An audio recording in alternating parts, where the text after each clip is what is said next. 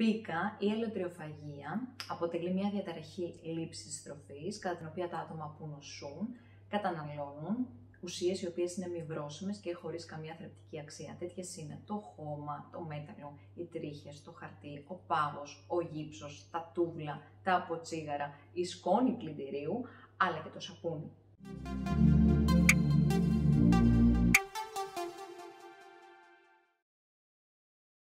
Καλώς ήρθες στην εκπομπή μου, είμαι η Ειρήνη Κωνσταντάκου και στο σημερινό επεισόδιο θα ασχοληθούμε με την πίκα. Η πίκα εμφανίζεται σε ποσοστό 1/3 των παιδιών ηλικίας από 1 έως 6 ετών, εμφανίζεται σε εγγύους σε ποσοστά από 8 έως 65%, αλλά και σε άτομα που έχουν αναπτυξιακές διαταραχές όπως είναι ο αυτισμός. Επίσης, μπορεί να εμφανιστεί σε οποιοδήποτε στάδιο της ζωής έπειτα από ένα συναισθηματικό τραύμα. Από πού προέρχεται όμως η λέξη πίκα? Από τη λατινική λέξη κύσα, το οποίο είναι πουλί, το οποίο καταναλώνει οτιδήποτε συναντήσει. Γιατί όμως συμβαίνει, η επιστημονική κοινότητα υποστηρίζει πως είναι σημάδι πρωτογενούς έλλειψης σιδήρου που δεν θα πρέπει να αγνοείται, καθώς αυτή η ακατάσχετη επιθυμία για μη βρώσιμες ουσίες θα έπρεπε να θορυβήσει τους κλινικούς γιατρούς για τυχόν κρυφές απώλειες αίματος σαν αποτέλεσμα δευτερογενούς ανεπάρκειας σιδήρου. Υπάρχει θεραπεία για την πίκα?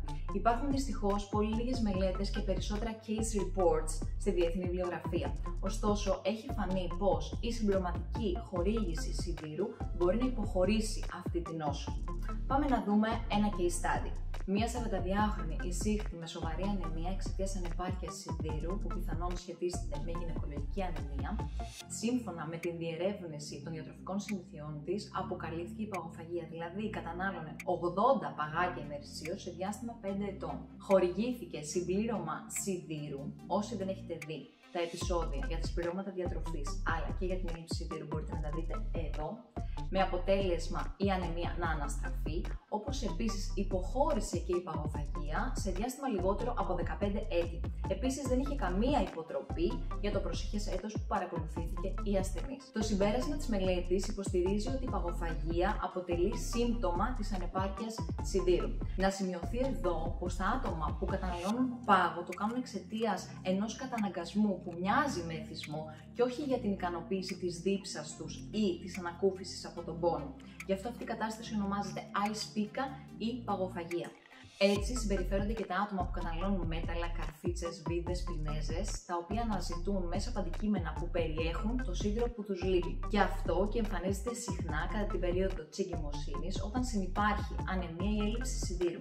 Όσοι δεν έχετε δει τα επεισόδια για την κύση, μπορείτε να τα δείτε εδώ. Το δυστυχές είναι πως η διάγνωση της πίκα γίνεται μόνο μέσω από ερωτηματολόγια που διεξάγονται στις εγγύους, κάτι το οποίο γενικά παραλείπεται κατά τη διάρκεια της προγεννητικής φροντίδας. Πιθανολογείται πως αυτό οφείλεται σε ελλειπείς γνώσεις των επαγγελματιών υγείας.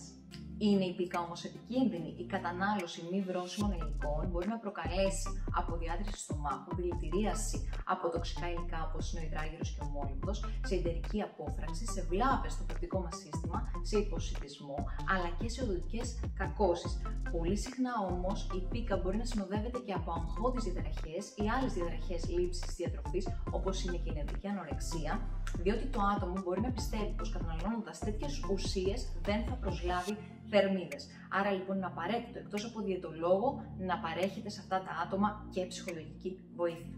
Αν σας άρεσε αυτό το βίντεο, κάνετε like και share με τους αγαπημένους σας. Αν δεν έχετε εγγραφεί στο κανάλι μου, μπορείτε να το κάνετε τώρα και να πατήσετε την καμπανούλα για να ενημερώνεστε για τα προσεχή επεισόδια που σας ετοιμάζω. Εάν έχετε απορίες ή σχόλια σχετικά με την πίκα, μπορείτε να το αφήσετε κάτω από αυτό το βίντεο και θα σας απαντήσω άμεσα. Εάν θέλετε να επικοινωνήσετε μαζί μου, μπορείτε να με βρείτε εδώ.